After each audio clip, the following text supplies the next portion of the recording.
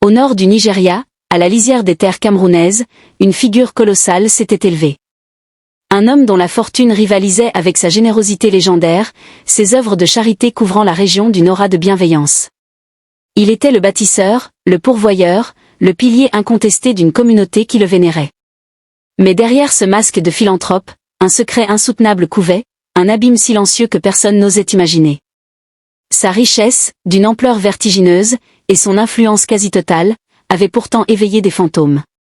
Les services secrets, avec l'appui d'Interpol, s'interrogeaient. D'où venait vraiment cette fortune? Une enquête sous-régionale, lancée des années auparavant, s'était heurtée à un mur de mystère. Chaque piste explorée menait à une impasse.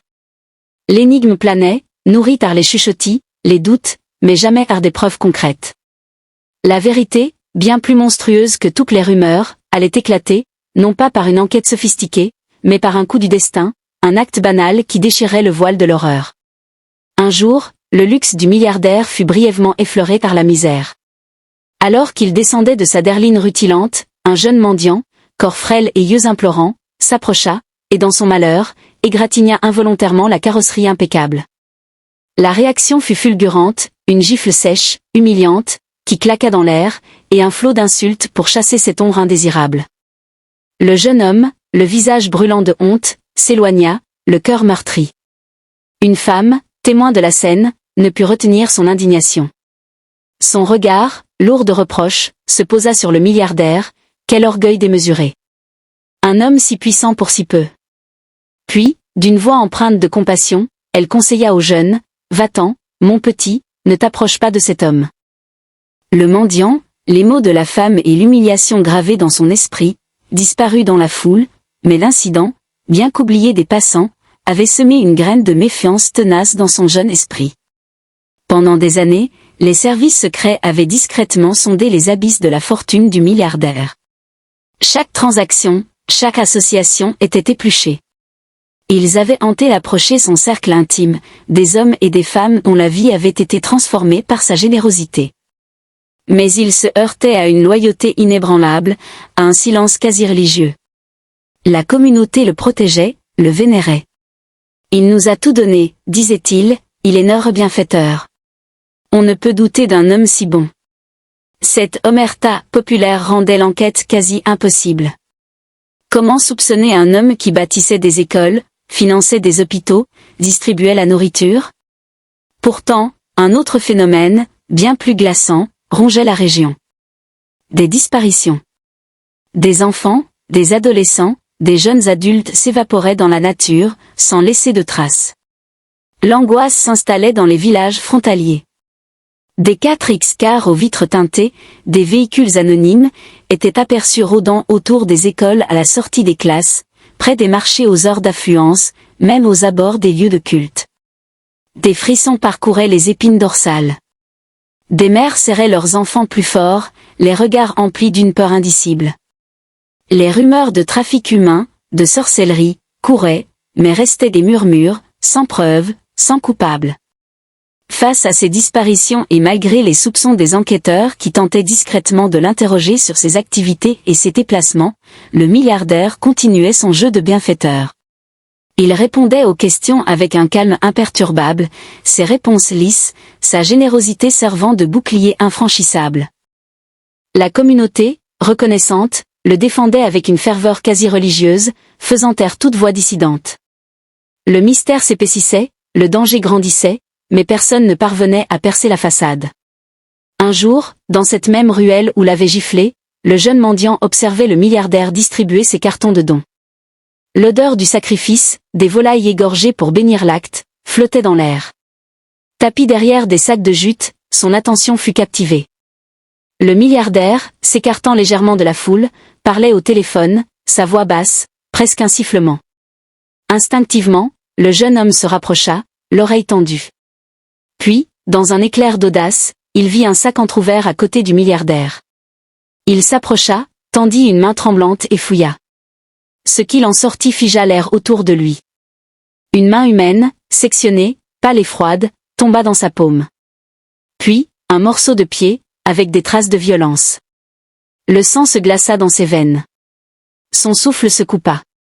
Son cerveau refusa d'assimiler l'horreur qu'il tenait. L'odeur de mort s'insinua, dépassant celle du sacrifice. Un frisson parcourut son corps, mais au-delà de la terreur, une certitude glaciale s'installa, il avait mis le doigt sur un monstre. Malgré le chaos de ses pensées, une lucidité fulgurante le traversa. Il comprit que les cartons n'étaient pas que des dons. Il observa le milliardaire et ses hommes chargés d'autres caisses suspectes dans les 4x4. Sans un mot, il enfourcha son vieux vélo rouillé, ses jambes pédalant à toute vitesse, portant un fardeau indicible. La poursuite commença, une course silencieuse à travers les rues animées, puis les chemins poussiéreux, de plus en plus isolés. Le jeune mendiant, tel une ombre, suivait les 4x4 puissants, ses poumons brûlants, son cœur martelant ses côtes. La nuit tombait, drapant le paysage d'une obscurité complice, rendant sa tâche plus ardue, mais sa détermination plus forte. Les véhicules s'immobilisèrent devant une maison isolée en périphérie de la ville, un lieu où le silence était assourdissant, presque oppressant. Le jeune mendiant laissa son vélo à l'abri des regards et se faufila, longeant le mur d'enceinte. Une brèche, un trou discret, lui offrit une fenêtre sur l'enfer. Ce qu'il vit le fit basculer. L'image le frappa de plein fouet, un coup de massue sur son innocence. Un abattoir. Des corps, des instruments, des sacs. L'odeur métallique du sang, l'odeur de la mort. La vision était insoutenable. La terreur s'empara de lui. Il venait de découvrir l'inimaginable, la source de la fortune du milliardaire, la raison des disparitions. Pris d'une panique incontrôlable, le jeune mendiant s'enfuit en courant, ses jambes le portant à toute vitesse en direction de la ville. Chaque pas était une fuite vers la lumière, vers la justice. Essoufflé, hurlant une histoire que personne ne voulait croire, le jeune homme arriva au poste de gendarmerie. Son récit, chaotique, teinté de terreur, rencontra à bord des regards sceptiques. Mais la main et le pied qu'il déposa sur le comptoir changèrent tout. Le silence s'abattit, lourd de consternation. L'incrédulité fit place à une effroyable certitude. L'alerte fut donnée. Une équipe d'intervention, rapide et silencieuse, encercla la maison isolée. La tension était palpable, chaque gendarme conscient de la monstruosité qui pouvait se cacher derrière ces murs. L'assaut fut lancé. Ce qui fut découvert dépassa l'entendement. Un véritable abattoir humain, une usine de la mort où des vies étaient réduites en marchandises. Des corps, des restes humains, des outils chirurgicaux maculés de sang, des conteneurs frigorifiques remplis de ce qu'il ne fallait pas nommer. Les preuves d'un trafic d'organes à une échelle terrifiante étaient là, indéniables, abominables.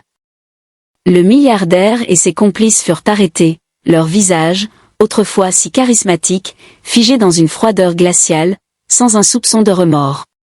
L'enquête, si longtemps bloquée, se dénouait enfin dans l'horreur. Les confessions des complices révélèrent l'ampleur du réseau sous-régional. Des ramifications s'étendaient bien au-delà des frontières, touchant le Cameroun et d'autres pays voisins. Les 4x4 aux vitres teintées n'étaient pas que des véhicules de luxe, mais les outils d'une collecte macabre. Les disparitions d'élèves, de jeunes sans voix, de mendiants, tout s'expliquait. La nouvelle, une fois filtrée, frappa la région comme une déflagration. Celui qu'ils avaient vénéré, qu'ils avaient défendu, était un monstre sans âme, un prédateur déguisé en bienfaiteur. La trahison était incommensurable. L'indignation laissa place à une douleur collective. Le jeune mendiant, lui, était un héros malgré lui. Son courage avait déchiré le voile, révélant la face la plus sombre de l'humanité. Cette histoire, inspirée de faits réels qui hantent nos consciences, est un rappel brutal. L'apparence de la bienveillance peut cacher les abysses de la cruauté. Elle est un cri d'alarme sur la vulnérabilité des communautés et la force insoupçonnée de ceux que l'on ignore. Le milliardaire philanthrope avait bâti son empire sur le sang et la souffrance, manipulant la confiance de tout un peuple. Son histoire est un avertissement sombre, une cicatrice indélébile dans les annales de la criminalité. Elle nous interroge, comment percer les masques de la duplicité ? Comment protéger les plus faibles face à une telle inhumanité ? Et surtout, comment le courage d'un seul, même le plus insignifiant en apparence, peut faire trembler les fondations de la plus terrifiante des vérités.